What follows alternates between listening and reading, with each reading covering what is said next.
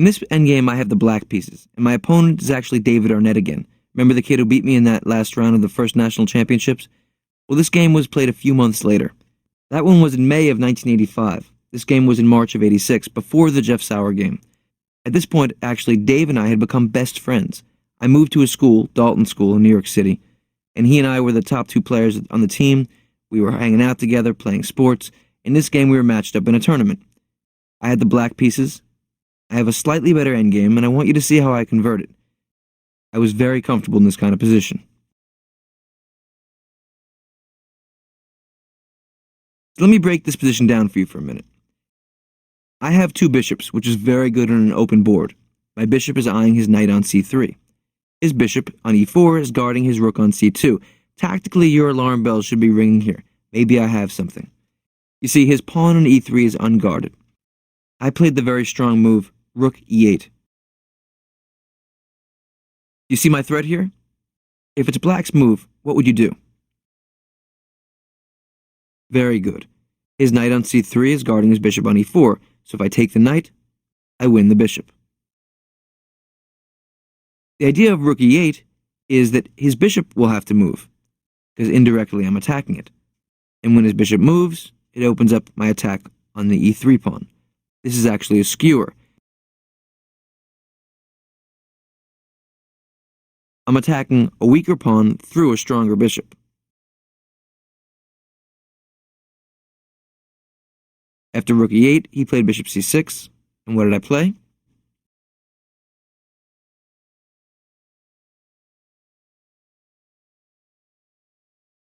No, that's not the best move. Try again.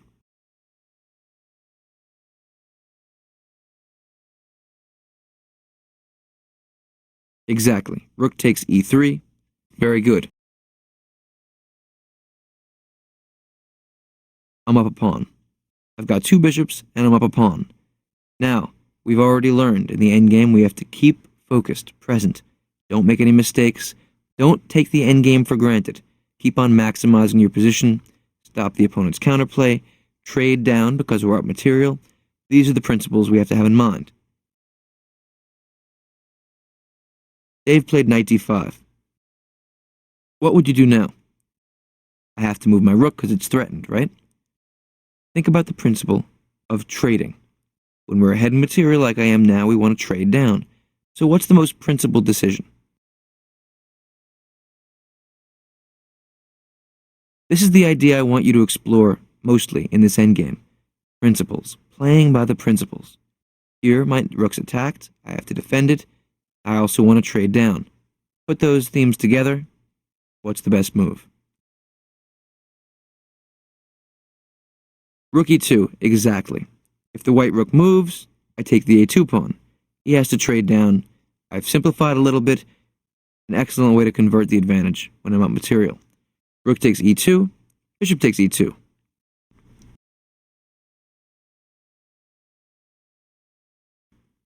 Now he played king f2. Okay, our bishop is threatened, we have to move it. What should I do? This is easy, a natural move, bishop c4, getting out of the way with tempo, attacking a pawn. He defends it, knight b4. Now remove the defender. His knight on b4 is defending his pawn on a2. Kick it out of the way. I played a5. If the knight moves, I take the pawn on a2. And now Dave played bishop d5.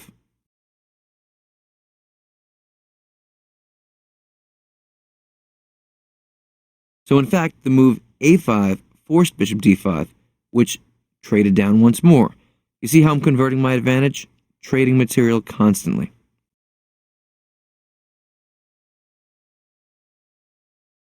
I played bishop takes d5, knight takes d5. Now look at the pawn structure. I have a dark squared bishop, so I want to lock his pawns on dark squares. I also want to activate my king. These are the principles. Put those principles together, find the best move. What should black play? Exactly. My best move is f5.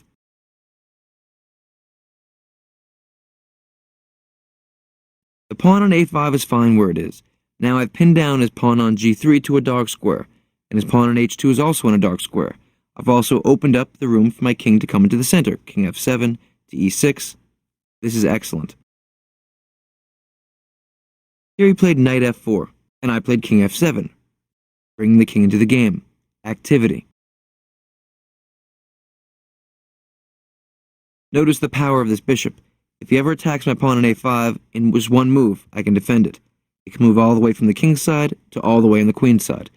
Again, remember the theme. If we have an endgame with pawns on both sides of the board, a bishop is a little bit stronger than a knight. He played h4. And now I played bishop h6. Basically, I guess I was testing him here. Will he move the knight? Will he not?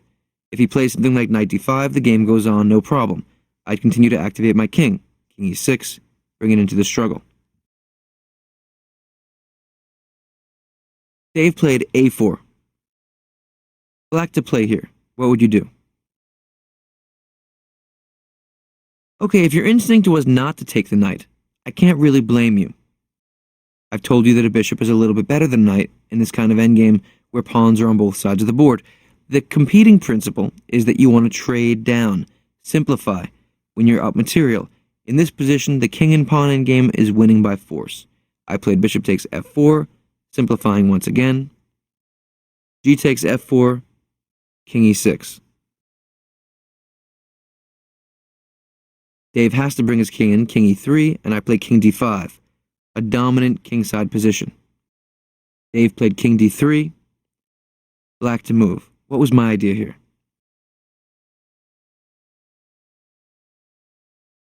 Here Dave is in a position, once again, of zugzwang. Anywhere he moves his king will allow me in. In this situation, I can't get into c4 or d4 or e4.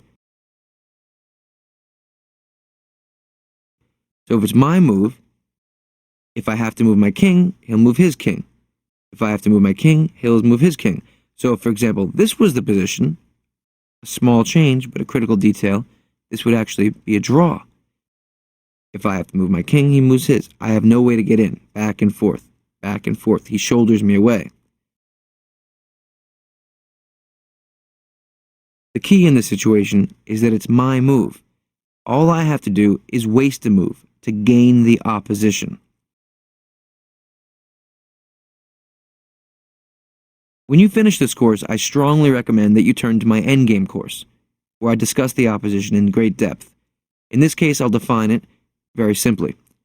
When two kings are horizontally opposing one another with one square in between, the person whose move it is not has the opposition.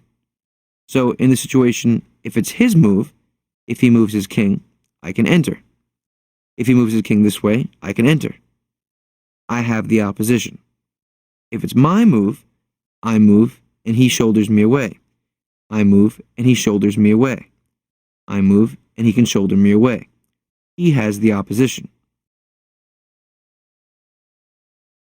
The key idea when your opponent has the opposition is to waste a move. And here, I'm the only one who can waste a move, which is why this endgame is winning. The winning move here is very simple. Take a moment, put everything I've just told you together, and figure out how black can win the game. h6, exactly. A simple pawn move, losing time, and winning the game. White has to move, king c3 or king e3. If he plays c3, I can make a choice. I can either play king e4, jumping in and taking that pawn, or I can play king c5.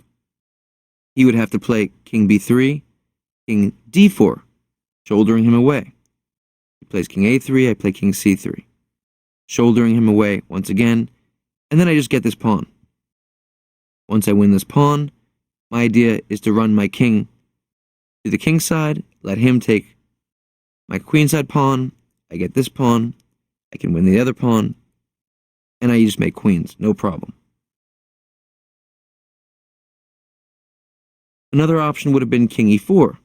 Let's calculate that out. After king e4, king takes f4, King b5. Now what should I do? Right, I just move my king out of the way. He takes this pawn, and then let's calculate the race. I queen first. He comes down. And now it's my move. No problem. In this situation, I can just defend the queening square. I can blockade with my queen if I want to. I can even give up my queen for this pawn, take his remaining pawn with my king, and make a new queen, completely winning. So in this kind of position, the simplest move, h6, wins the game, because he's paralyzed. He's in Zugzwang. Dave played king e3, I played king c4, and he resigned. There's nothing he can do. I can take the a4 pawn now, and black wins the game. The simplicity of this endgame technique is very important to understand. Every move I made was governed by a principle. Trading down, the skewer, removing the defender, activate my king, paralyze his pawns on the same color square as my bishop, trade down again, activate my king further, Zugzwang.